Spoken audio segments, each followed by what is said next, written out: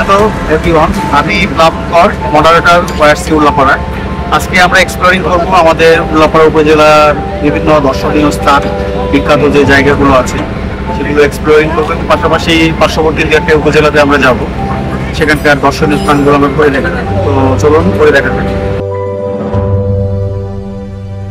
আমরা ওয়াইআরসি উল্লাপাড়া আজ এক্সপ্লোরিং করব আমাদের উপজেলার বেশ কিছু গুরুত্বপূর্ণ ও দর্শনীয় স্থান। তো চলুন শুরুতেই ঘুরে আসা যাক নবরত্ন মন্দির থেকে।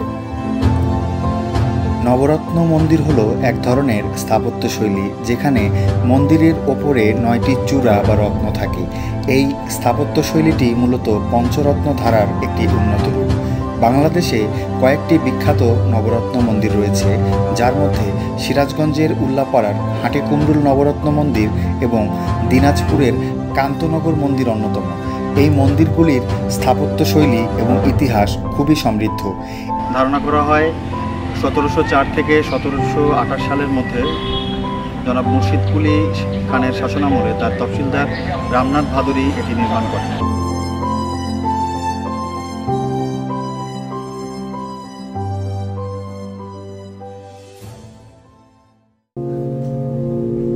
নবরত্ন মন্দির এক্সপ্লোরিং শেষে আমরা ওয়াইআরসি উল্লাপাড়া এখন যাচ্ছি উধুনিয়াতে, যেটি মিনি কক্সবাজার নামে সারা বাংলাদেশে পরিচিতি লাভ করেছে। এখানে একটি বড় বিলের মধ্য দিয়ে সুন্দর আঁকাবাঁকা রাস্তা চলে গেছে, আর দুই পাশে বিশাল জলরাশি থাকায় এটি দেখতে অনেকটা সমুদ্র সৈকতের মতো মনে হয়।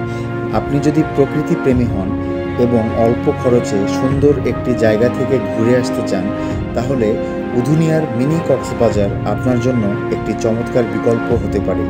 এখানে আপনি কিছু ভাসমান রেস্তোরাঁ ও কফি হাউস পাবেন, যেখানে বসে বিলের প্রাকৃতিক সৌন্দর্য উপভোগ করতে পারবেন।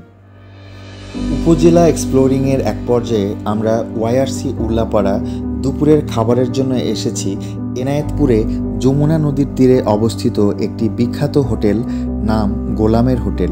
এই হোটেলটি তাদের সুস্বাদু যমুনা নদীর তাজা মাছের রান্নার জন্য খুবই জনপ্রিয়।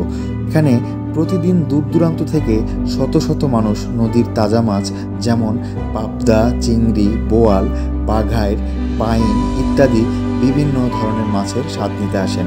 এছাড়াও ঠিক এর পাশেই রয়েছে এনায়েতপুর বেড়িবাঁধ, যেখানে দূর দূরান্ত থেকে অনেক পর্যটক বেড়াতে আসেন এবং নদীর প্রাকৃতিক সৌন্দর্য উপভোগ করেন।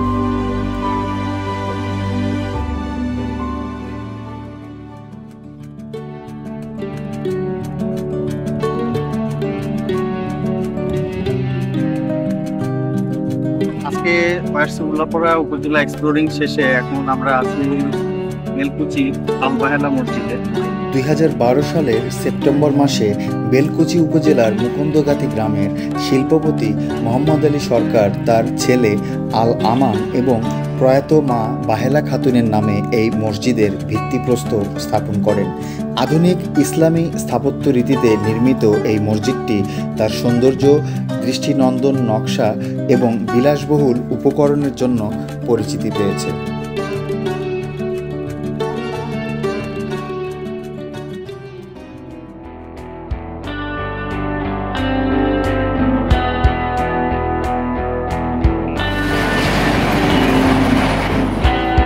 সলপের ঘোল।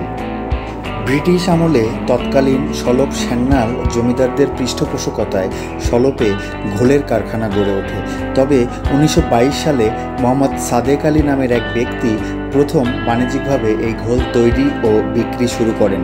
শুরুর দিকে এই ঘোল সলপ রেল স্টেশন থেকে ট্রেনে করে ভারতের কলকাতার মানুষের কাছে পৌঁছাতো। এর সুস্বাদু ও উন্নত মানের জন্য এটি দ্রুত দেশজুড়ে খ্যাতি লাভ করে।